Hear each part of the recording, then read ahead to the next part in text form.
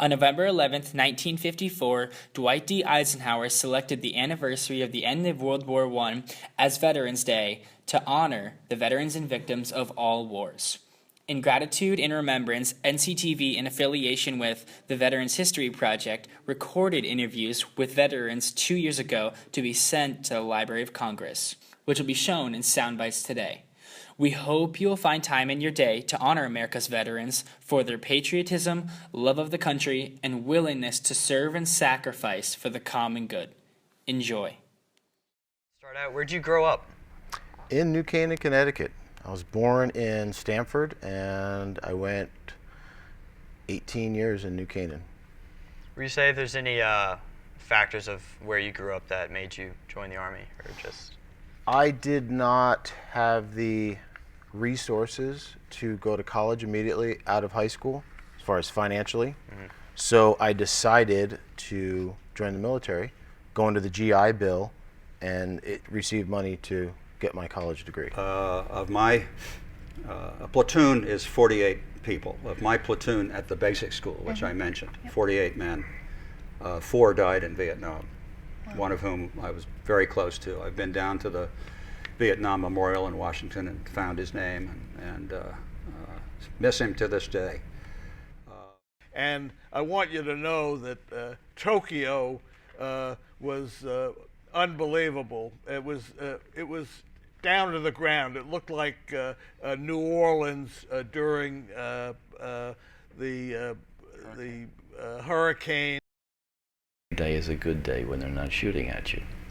Doesn't matter whether it's raining, snowing, hot, cold.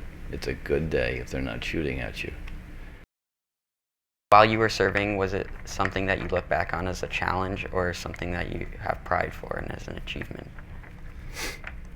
Well, I think I've made it pretty evident by the hat I came in on, the tie I'm wearing, and my lapel pin, that I'm very, very proud of being a Marine. I speak of myself as a Marine in the present tense. I hope you all have heard the expression, once a Marine, always a Marine.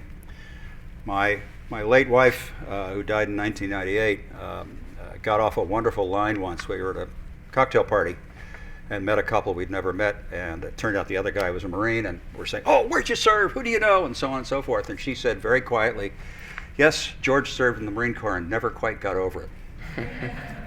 That's so funny. And that pretty much sums it up. You know, you think of waves at 10 feet or 20 feet or high, but our waves were 80 feet. We were supposed to have a meteorologist on every B-17. That sounds a little bit ridiculous, doesn't it? Well, it was ridiculous.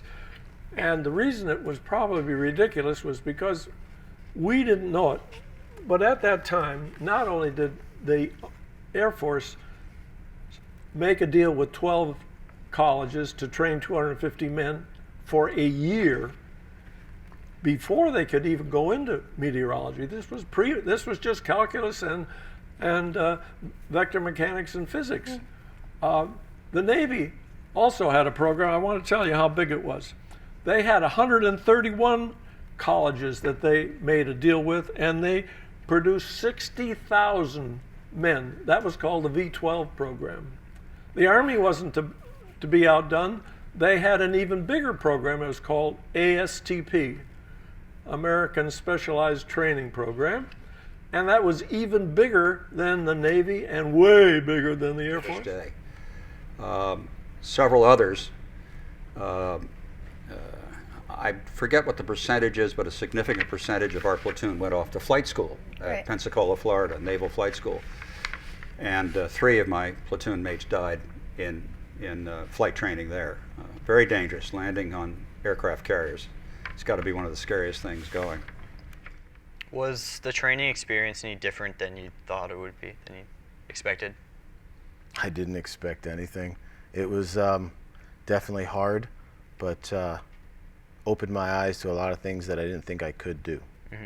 We couldn't get the bombs, 2 of the bombs out. They wouldn't drop. And I was a co-pilot at that point, and I had to go back into the front of the bomb bay and one of my guys in the back came and went into the back part of the bomb bay. There was a bomb hanging in each place, and we had to go back and stand on this little narrow thing. I don't remember now, we were, what, 10,000 feet in the air, and try and get these things out. And I can remember very, very specifically thinking, oh my God, if I get this bomb loose, it's going to probably take my toes with it when it goes. But it didn't. I mean, it got out, but the one in the back, the guy couldn't get out. And these are things that just jump into their mind. 40, 30, 40 below zero, not above, below zero. You can't even feel it's so cold. I've seen one of our boys, who was in our company. He was out on guard duty, but for some reason he left his cap up, didn't cover his ears, came back into the thing, and his ear came right off in his hand. These are the things I've seen over there. The second thing I think I learned is the complete irrelevance of economic background, of ethnic background, of religious background. It doesn't matter. What really matters about people is their integrity. Can you depend upon them? Will they do the right thing when it needs to be done? There are some people who pursue their own self-interest, and then there are others who join the group and serve in the common interest.